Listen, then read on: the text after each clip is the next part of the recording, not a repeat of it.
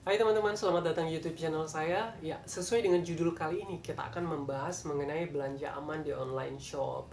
Ya, mungkin teman-teman punya pengalaman-pengalaman yang kurang menyenangkan berbelanja di online shop, termasuk saya pribadi. Saya sendiri juga pernah mengalami hal yang kurang menyenangkan berbelanja di online shop. Ternyata produk yang datang adalah produk palsu, seperti itu teman-teman.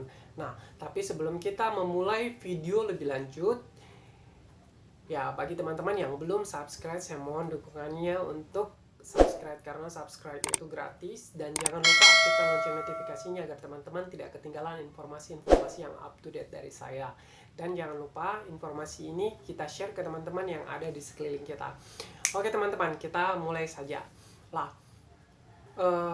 ada pertanyaan, mungkin teman-teman pernah mengalami bahwa lah, saya berbelanja di online shop, ternyata produk yang saya datang tidak sesuai dengan deskripsi, kemudian produk yang datang ini apakah asli atau tidak, dan lain sebagainya. Ya, pengalaman saya dulu, saya pernah beli produk kesehatan, ternyata pas saya tes, ternyata produk kesehatan itu, ya lebih tepatnya herbal itu ternyata palsu, seperti itu. Lah, kenapa bisa palsu? Karena memang basic saya basic kesehatan, jadi saya cari tahu dulu informasi-informasi tentang produk ini. Bagaimana bisa membedakan yang asli dan yang palsu, seperti itu. Karena semakin memiliki merek atau semakin tinggi nama satu produk itu, maka banyak pemalsuan atau plagiat yang dilakukan, seperti itu. Nah, jadi cara aman seperti apa? Jadi saran saya sebenarnya bukan bermasalah di jenis online shop. Misalkan, oh saya belanja di online shop A, ternyata produknya tidak pernah menyenangkan. Saya belanja di online shop B, produknya selalu berkualitas dan menyenangkan. Tidak seperti itu teman-teman. Karena misalkan begini, saya yang menjual produk-produk, maka saya bisa bekerja sama dengan online shop A, online shop B, online shop C, dan sebagainya sebagai mitra saya, seperti itu teman-teman. Jadi kita tidak bisa menjustifikasi bahwa online shop A ini bermasalah, online shop B bermasalah, tapi mereka hanya menawarkan jasa untuk bermitra dengan mereka, seperti itu teman-teman, supaya teman-teman tidak mengalami yang penipuan, bahwa teman-teman sudah transfer sejumlah uang, ternyata barang tidak diterima dan nomor diblokir.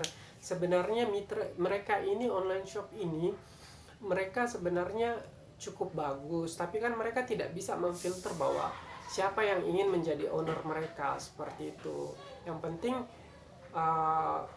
yang ingin menjadi owner mereka mengajukan proses pengajuan, kemudian di approve, ya sudah, seperti itu. Jadi mereka hanya, jadi sebenarnya tidak bisa disalahkan untuk pihak online shop, seperti itu. Nah, jadi yang paling penting yang teman-teman harus perhatikan sebelum membeli produk-produk online shop itu adalah, pertama, baca dengan teliti deskripsi yang ada di tampilannya, seperti itu. Nah, tidak selamanya bahwa produk itu laris terjual bahwa dia akan berkualitas, tidak selamanya seperti itu. Biasanya produk itu laris terjual karena memang harganya mungkin lebih jauh miring daripada produk sesungguhnya, seperti itu. Makanya banyak orang berbondong-bondong untuk membelinya. Jadi belum tentu juga, tidak ada penilaian atau belum ada yang membeli sama sekali produk tersebut. Produk itu bahwa sudah jelas bahwa produk itu tidak bagus. Tidak seperti itu teman-teman. Oke, yang pertama-pertama yang harus teman-teman pahami yang itu. Jadi teman-teman harus baca dulu deskripsinya, apakah produk yang ingin teman-teman beli ini adalah produk yang bisa melakukan refund atau pengembalian barang apabila produk yang datang tidak sesuai. Kalau misalkan di situ keterangannya bahwa produk yang sudah diterima atau sudah dibeli tidak bisa dikembalikan, ya jangan ambil resiko, seperti itu. Kalau menurut saya jangan ambil resiko, karena percuma saja produknya sudah kita terima dan ternyata tidak sesuai deskripsi, kita tidak bisa mengembalikan, karena memang mereka sudah memberikan deskripsi itu bahwa produk yang sudah dijual tidak bisa dikembalikan, seperti itu. Nah, jadi kita lihat baik-baik apakah ada keterangan seperti itu atau tidak, atau misalkan ada tidak produk yang bisa kita kembalikan kalau misalkan tidak sesuai dengan keinginan kita, seperti itu. Kemudian yang kedua adalah dari rating. Jadi kalau misalkan teman-teman yang sudah melihat, oh ini yang belanja ada sekian orang, lihat komentar mereka, apakah komentar mereka berkesan atau tidak. Jadi biasanya kita hanya melihat satu dua komentar, oke oke, oh ya sudah, fix, saya keep ini. Nah, kita harus melihat semua komentarnya sampai ke bawah teman-teman. Pasti ada komentar yang kurang menyenangkan atau ada komentar yang baik seperti itu. Jadi dilihat semua komentarnya, saran saya itu yang kedua. Nah, yang ketiga, apakah perlu kita menjadi satu referensi bahwa paling banyak penjualan itu menentukan bahwa ini produk berkualitas? Kemungkinan ada, tapi kecil kalau menurut saya, karena tidak selamanya bahwa tidak ada ulasan, tidak ada yang membeli di situ produknya tidak berkualitas, tidak seperti itu. Karena pernah saya melakukan pembelian produk yang saya jelaskan tadi sebelumnya, bahwa produk itu laris manis karena harganya agak sedikit miring dibandingkan toko-toko lain. Nah, pada saat barang itu datang dan saya tes, ternyata produk itu adalah produk palsu. Saya konfirmasi ke pihak penjualnya, pihak penjualnya tidak mau bertanggung jawab. Nah, jadi pada itu, kalau saran saya sih kurang, jangan terlalu terpaku lah di situ. Nah, kemudian yang keempat. Nah, yang keempat ini adalah teman-teman pada saat terima produk, ya, teman-teman harus melakukan unboxing seperti itu. Lah, kenapa teman-teman harus melakukan unboxing?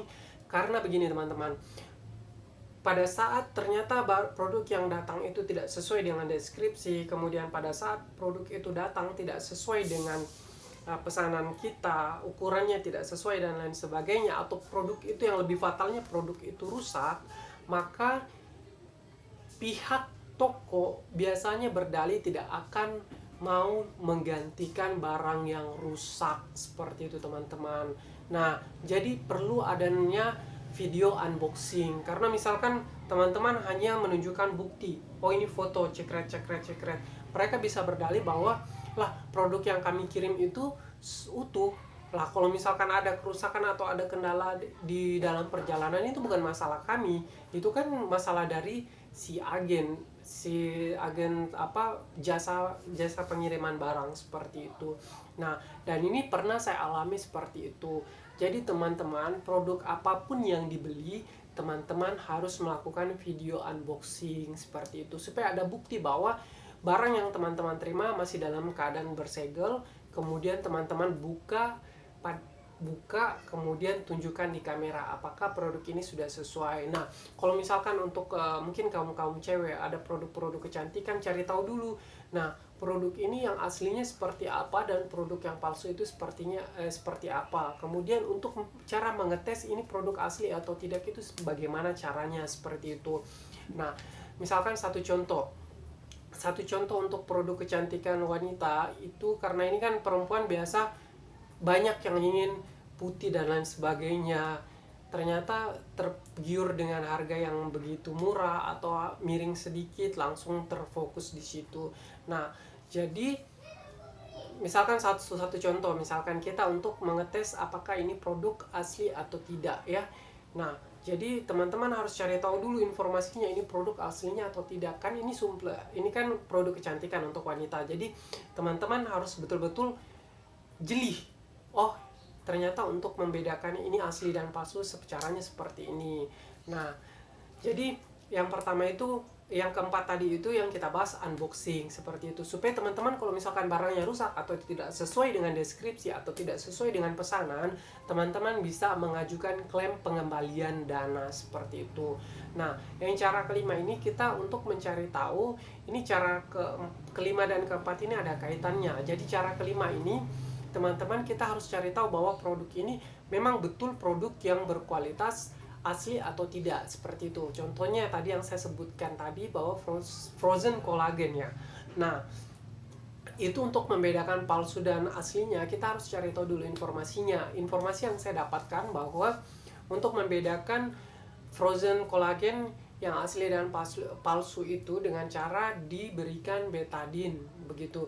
Jadi dituangkan di gelas air, kemudian dituangkan betadine, lalu dimasukkanlah frozen kolagennya. Jadi kalau misalkan pada saat teman-teman mengaduk ternyata frozen kolagennya hasilnya itu berwarna jernih kembali, maka bisa dipastikan bahwa frozen kolagen itu adalah asli, seperti itu.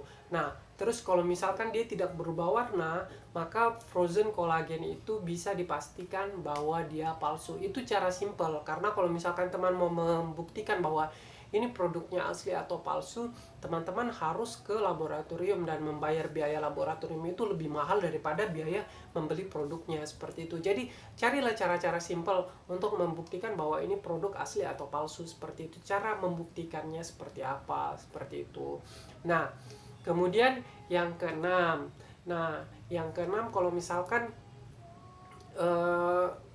teman-teman pada saat datang, ya jangan lupa juga kalau misalkan ada kerusakan atau ada kendala, selain teman-teman buat video unboxing, teman-teman juga foto kerusakan atau ketidaksesuaian produk yang dipesan. Kemudian melakukan screenshot yang produk yang dipesan sama produk yang datang, seperti itu. Supaya sebagai bukti bahwa ini yang saya pesan kok yang datang ini, ukuran ini yang saya pesan kok ukuran ini yang datang, seperti itu teman-teman. Atau kecacatan lainnya. Jadi selain video unboxing, teman-teman juga harus menyertakan foto. Dan yang paling penting adalah teman-teman, di setiap aplikasi online shop itu ada yang namanya lepas dana. Lepas dana artinya produk sudah diterima, kemudian kita melepas dana untuk diteruskan atau diberikan atau dibayarkan kepada pihak toko. Nah, jadi pada saat teman-teman terima barang, usahakan teman-teman jangan langsung konfirmasi bahwa produk sudah diterima atau lepas barang dan lain sebagainya, seperti itu. Lepas barang atau lepas uang ya. Nah, jangan dikonfirmasi bahwa produk sudah diterima, seperti itu, sebelum teman-teman melakukan video unboxing dan memastikan bahwa produk yang datang itu sudah sesuai dengan pesanan kita atau tidak, seperti itu. Karena kalau misalkan teman-teman sudah melakukan konfirmasi bahwa barang sudah diterima dan dana dilepaskan, maka teman-teman tidak bisa mengajukan klaim pengembalian dana, seperti itu. Karena dana dari pihak online shop sudah melepaskan ke pihak penjual atau pihak toko. Nah, yang dirugikan siapa? Yang dirugikan ya pastinya kita, karena kita sudah mengkonfirmasi bahwa barang sudah diterima. Dan biasanya ada beberapa online shop itu menerangkan bahwa apakah Anda yakin ingin melepaskan dana. Nah, kalau misalkan kita klik ya, lanjutkan dan lain sebagainya, ya sudah, wassalam, seperti itu teman-teman. Oke. Nah, di sini saya ada memesan satu produk ya. Ini produknya adalah produk alat cukur. Jadi produk alat cukur dia portable ya, yang bisa dicas. Nah, ini seperti ini. Nah, jadi saya tunjukkan, ini semuanya masih tersegel ya teman-teman. Saya beli, disebut atau enggak ya. Nah, saya beli di salah satu online shop ya, tepatnya di Shopee ya. Saya di Shopee, saya belanja di Shopee. Nah, kemudian ini produknya ini dikirim dari Samarinda, Kalimantan Timur. Nah, jadi pengirimnya itu Rijahun Elektronik 082251268096. Nah, ini produknya ya. Jadi ini produk yang saya beli adalah produk COD. Nah, teman-teman pasti akan bertanya, lah lebih aman sebenarnya saya melakukan membeli produk itu COD atau cicilan, atau saya bayar melalui transfer atau bayar melalui Indomaret atau Alfamart, Alfamidi, seperti itu. Nah, sebenarnya kalau misalkan pada dasarnya produknya itu berkualitas, walaupun teman-teman COD ataupun teman-teman untuk transfer atau melakukan pembayaran, ya otomatis kalau misalkan produknya berkualitas ya pasti tidak akan ada masalah, seperti itu teman-teman. Nah, tapi sebenarnya lebih mudah ya, lebih mudah untuk teman-teman mengklaim itu kalau misalkan teman-teman melakukan COD. Nah, kenapa melakukan COD lebih mudah? Jadi kalau misalkan toko itu bisa menyediakan atau bisa melayani untuk COD, kenapa tidak untuk COD? Cuman ribetnya itu COD, bahwa kalau kita misalkan pada saat kita tidak ada di tempat, atau orang rumah yang ada di tempat, ya otomatis ribet lagi untuk cari uangnya seperti itu. Tapi kan bisa juga dilacak lah seperti itu. Nah, terus apakah untuk biaya transfer itu tidak? Nah, itu saya bilang sebenarnya kalau tergantung, kalau misalkan barangnya berkualitas, mau transfer mau COD, tetap saja kalau barangnya berkualitas ya pasti akan berkualitas juga yang datang begitu. Cuman kalau misalkan barangnya tidak berkualitas dan teman transfer, pengajuan klaim itu agak sedikit ribet seperti itu teman-teman. Tapi kalau misalkan teman-teman COD dan teman-teman buka ternyata itu tidak sesuai dengan deskripsi, maka bisa dikembalikan seperti itu teman-teman. Jadi teman-teman tidak perlu membayar karena memang kita mengajukan pengembalian produk atau barang seperti itu. Oke, langsung saja. Jadi ini masih tersegel ya teman-teman. Ini sengaja saya beli ya, ini sengaja saya beli. Nah, ini alat cukur ya, alat cukur yang bisa dicas. Makanya kenapa rambut saya sengaja saya tidak kerapikan, karena saya tunggu alat ini supaya kita bisa unboxing sekaligus tutorial untuk teman-teman. Oke. Nah, ini kode transaksinya ya. Oke, langsung saja kita buka teman-teman. Ini semua masih tersegel. Saya coba buka. Ya, jadi teman-teman kalau misalkan teman-teman membeli produk ya, itu yang tadi yang saya bilang bahwa kalau kebanyakan itu produk-produk kesehatan yang diminum. Apalagi kalau misalkan kita salah membeli produk dan produk itu ternyata palsu, itu resikonya fatal, bahwa bisa menyebabkan gagal ginjal seperti itu teman-teman. Oke, nah kita buka. Jadi kalau misalkan untuk produk kecantikan atau produk kesehatan, saya sarankan teman-teman kalau misalkan memang tidak ada di daerahnya, teman-teman bisa beli atau misalkan teman-teman bisa cari tahu sebenarnya keaslian barang ini seperti apa, seperti itu. Karena resikonya fatal kalau kita mengkonsumsi seperti itu. Kalau mengkonsumsi produk palsu ya bagus kalau misalkan bahannya ya cuman tidak berbahaya, tapi kalau bahannya berbahaya ya. Nah, ini seperti ini kemasannya cukup besar. Jadi kemarin itu saya menyampaikan kepada pihak toko, saya chat, kemudian saya juga memberikan pesanan bahwa mohon produknya dikemas dengan baik, karena untuk menjaga agar produk yang dikirim tidak diklaim untuk pengembalian dana karena rusak seperti itu.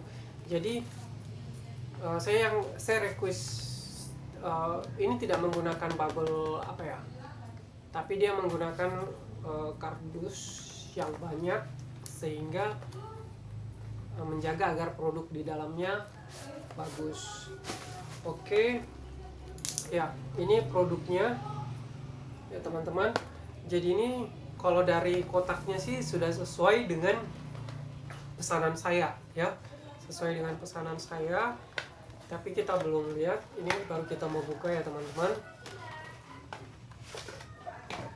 Oke, di sini ada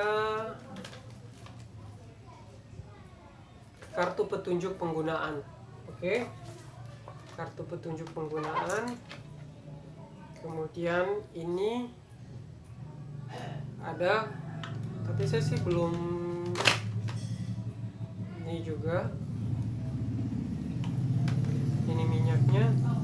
Produknya sih kalau untuk kelengkapannya, produknya lengkap sesuai dengan deskripsi yang ada di ini. Kabelnya, ini alatnya. Jadi ini alat cukur untuk 3-in-1. Jadi dia bisa berfungsi untuk mencukur janggut, bulu hidung, dan rambut seperti itu teman-teman. Jadi memang ini sisirnya cuma satu. Oke, kita coba dulu alatnya teman-teman.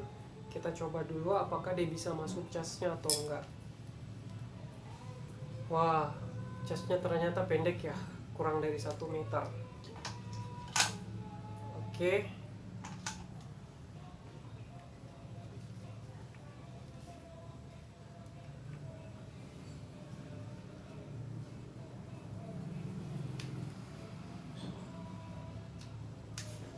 Oh, ternyata lampu indikatornya nyala ya.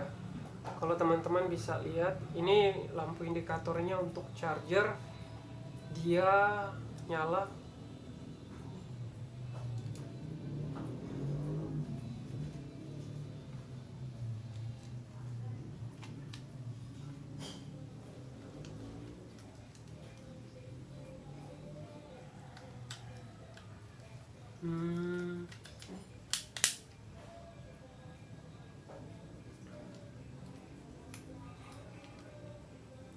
Oke.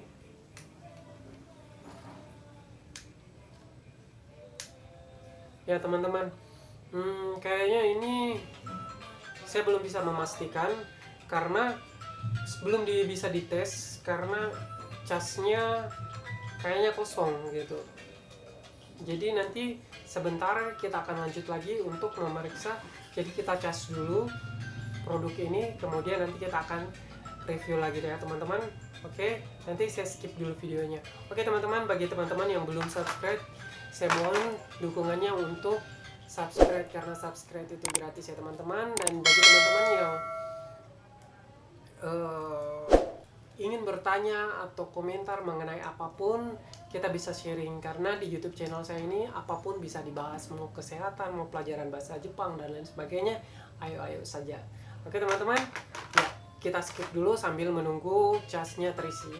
Ya teman-teman, balik lagi ke video saya. Ya, ternyata ini alat butuh waktu sekitar 8 jam untuk melakukan pengisian baterai. Nah, daripada kita lama untuk mengetesnya, saya menggunakan baterai. Ini baterai baru dibeli ya, jadi kita ganti dulu baterai aslinya. Oke teman-teman, kita ganti baterainya karena kan butuh waktu 8 jam, karena saya juga harus merespon ke penjual atau ke pihak Shopee-nya bahwa produk yang saya terima itu sudah saya terima, seperti itu. Tapi ini kan COD, jadi sebenarnya nggak masalah sih. Jadi bukan kita yang konfirmasi seperti itu, produk sudah diterima. Kalau misalkan kita melakukan transfer atau pembayaran di Indomaret atau Alfamart atau Alfamidi, baru kita bisa konfirmasi bahwa produk sudah diterima, karena uang kita sudah ada di pihak Shopee. Cuman ini kan kita melakukan COD, jadi yang mengkonfirmasi bahwa produk sudah diterima itu adalah dari pihak jasa pengiriman barang. Oke, sekarang saya sudah ganti di baterainya. Oke, jadi baterai bawaannya ini baterai yang bisa dicas ya, bisa dicas berulang kali seperti itu. Nah, karena supaya teman-teman tidak menunggu lama atau kita reviewnya tidak lama, saya coba dengan baterai baru. Wow, ternyata kalau hidup sih oke. Jadi ini untuk yang cukur rambutnya, ini untuk bulu hidung. Mau dicoba, saya malah rada-rada takut ya, geli.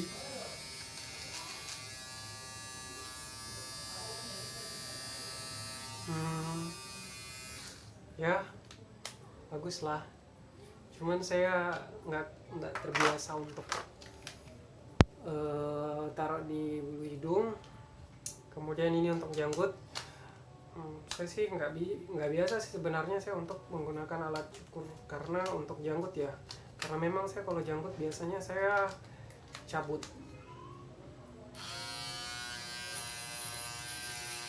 Mentok sih, coba di bulu tangan aja ya.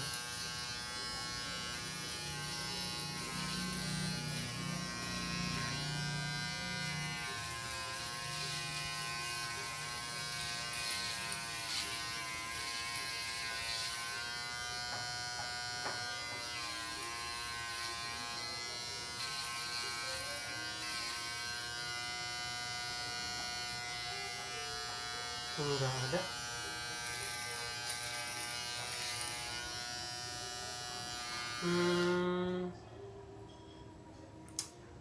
Kalau yang untuk janggutnya kayaknya nggak berfungsi dengan baik.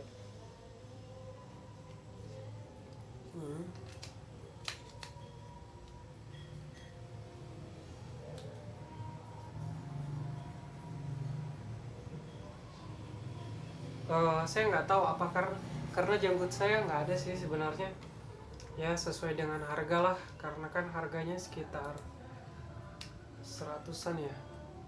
Oke, ya sesuai dengan harga. Saya nggak tahu cara kerja alat ini bagaimana, karena saya memang nggak pernah menggunakan alat pencukur janggut. Tapi kayaknya ini ada lubang-lubang, jadi dia mungkin. Oke, ya kurang sih. Nah, sekarang alat pencukur rambutnya kita coba ya.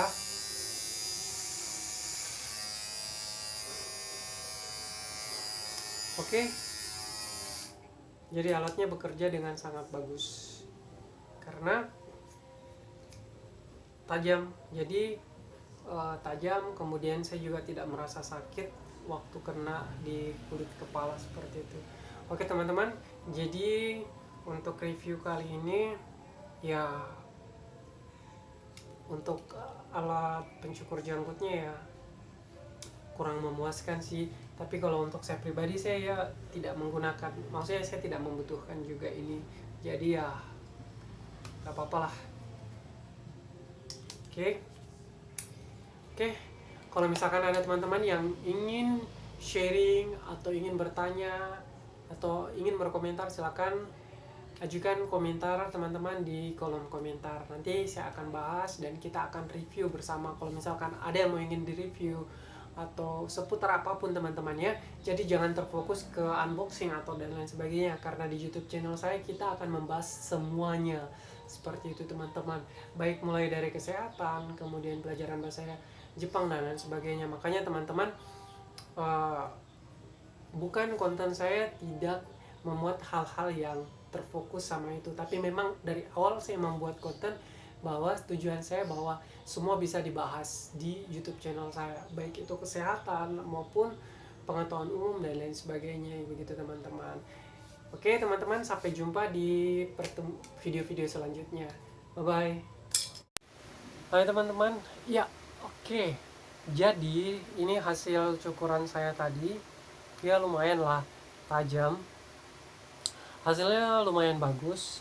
Jadi teman-teman, sedikit saya mau klarifikasi atau saya mau ralat di sini, karena memang selama ini saya tidak pernah melakukan pembelian COD seperti itu, karena saya berpikir bahwa kalau COD ribet, kalau misalkan saya lagi tidak ada di tempat dan kurirnya datang, wah terus yang membayar siapa, seperti itu. Atau makanya saya biasa melakukan pembayaran transfer atau melalui cicilan Shopee Pay Later seperti itu. Nah, ternyata COD juga ada keterangan bahwa barang telah diterima. Nah, kalau misalkan kita klik barang telah diterima, maka uang kita akan dilepaskan ke penjual. Jadi walaupun kita membayarnya cash ke si kurir, nah kalau misalkan kita bilang barang telah diterima, kita klik barang telah diterima, maka uang yang diterima kurir itu akan ditransfer ke si pelapak atau penjualnya, seperti itu teman-teman. Tapi kalau misalkan ternyata barang yang datang tidak sesuai dengan deskripsi kita, jadi uang yang diterima oleh jasa pengiriman itu mereka mungkin mereka masih pegang atau bagaimana sampai adanya pengajuan pengembalian barang di ACC. Oke teman-teman, sampai jumpa di video selanjutnya.